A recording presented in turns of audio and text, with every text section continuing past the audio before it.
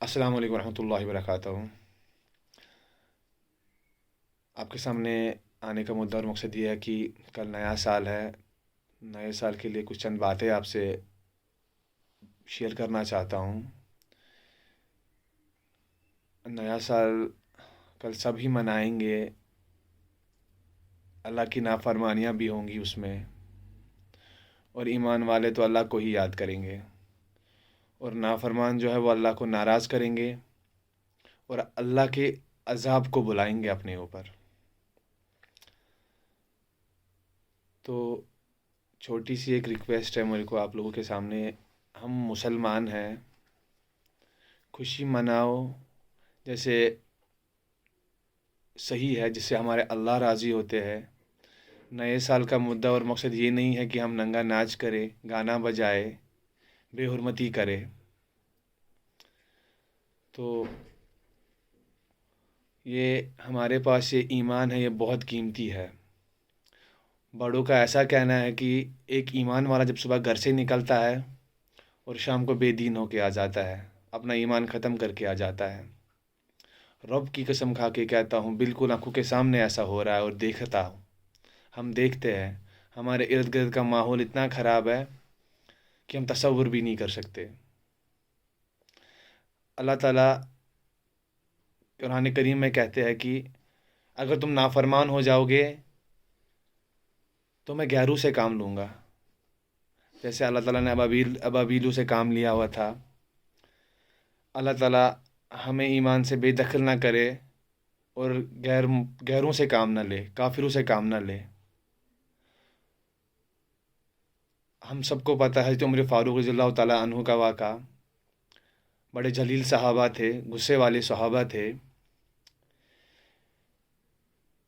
کیا بتاؤں میں آپ سے، دکھ ہوتا ہے بتاتے بتاتے آپ کو کہ ایمان کی قیمت کیا ہے۔ ایک بار حضرت عمر فاروق کے قبیلے میں ڈسکشن چل رہا تھا، ڈسکشن یہ چل رہا تھا، نوز باللہ نوز باللہ، کہ رسول پاک صلی اللہ علیہ وسلم کو کون مار ڈالے گا، نوز باللہ۔ تو حضرت عمر فاروق ہاتھ اوپر کھڑا کر کے یہ کہتے ہیں، میں جاؤں گا۔ تو اپنے قبیلے کے لوگ بولتے ہیں، ہاں عمر، تم ہی ایسا کام کر سکتے ہو اور کوئی نہیں کر سکتا ہے۔ تو حضرت عمر فاروق رضی اللہ تعالیٰ عنہ نکلے، تو راستے میں صحابہ ملے، ایک صحابی ملے، کہا، اے عمر، اتنے غصے میں کہاں جا رہے ہو اپنی ننگی تلوار لے کے؟ تو عمر کہنے لگے رضی اللہ تعالیٰ عنہ، آج مجھے فیصلہ کرنا ہے، آج مجھے فیصلہ کرنا ہے۔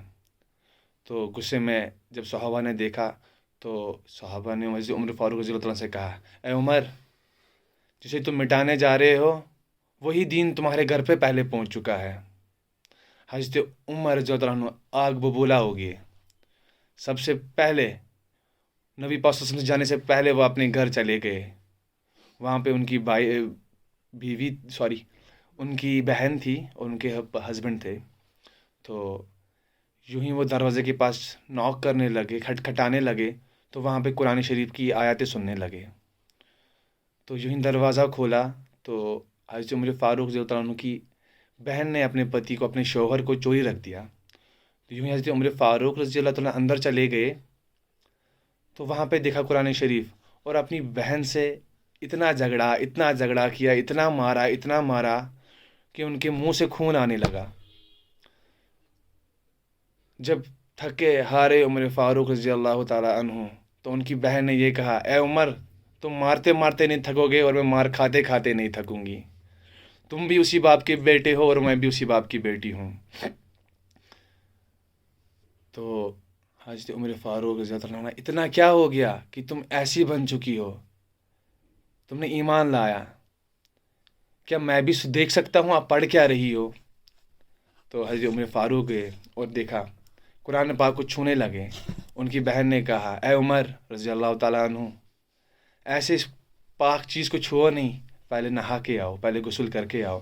حضرت عمر فاروق رضی اللہ تعالیٰ عنہ نہا کے آئے تو قرآن کریم کی آیت سنی اور وہیں پہ بولا، اے بہن، سچ میں یہ واقعی میں ہی سچی چیز ہے، یہ سچی کتاب ہے۔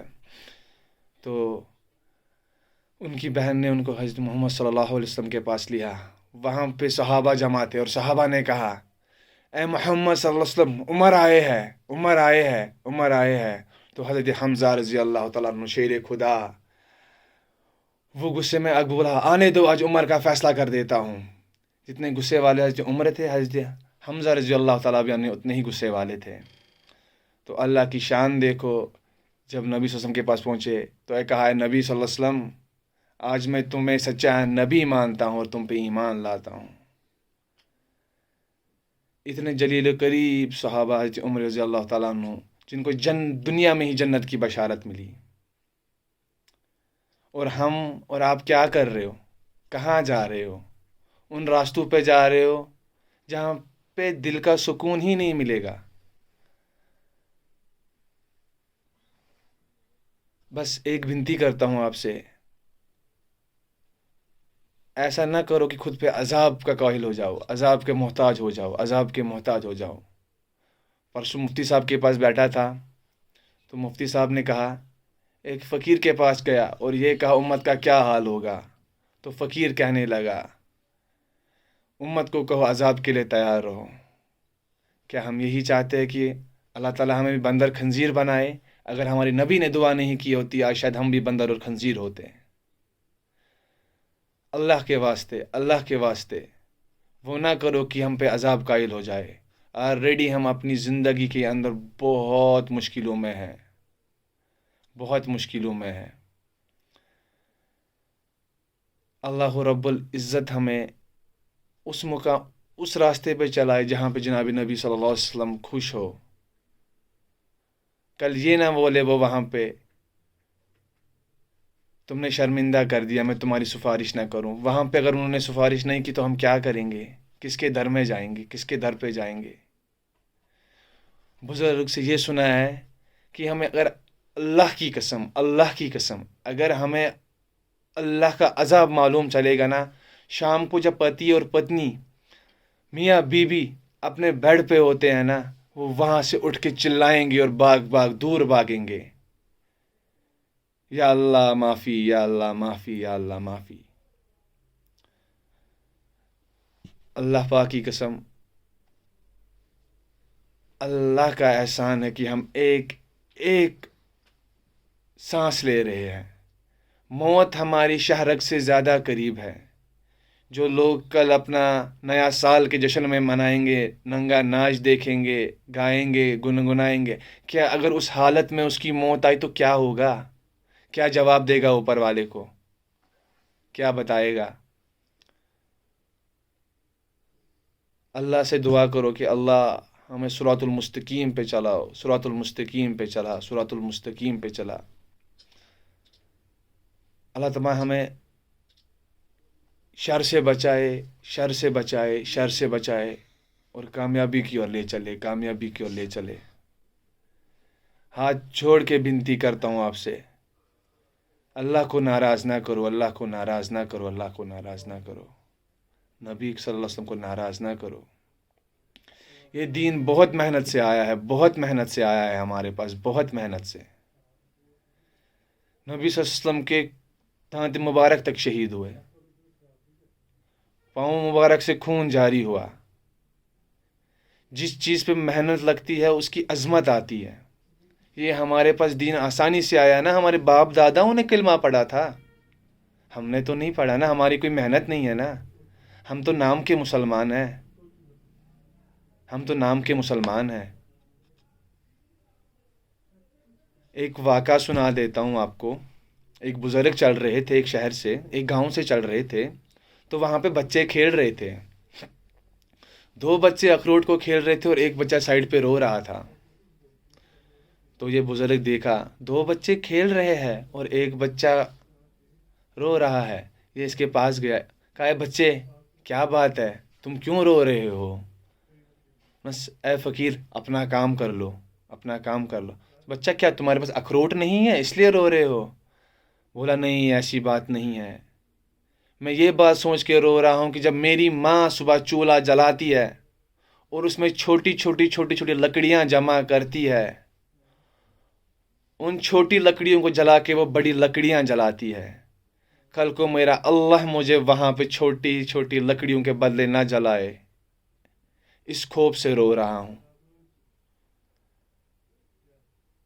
ہمارے پاس بہت ساری مثالیں ہیں، ہمیں تو سننے کو بہت ملے گا، ہر پل کوئی نہ کوئی کچھ بولے گا۔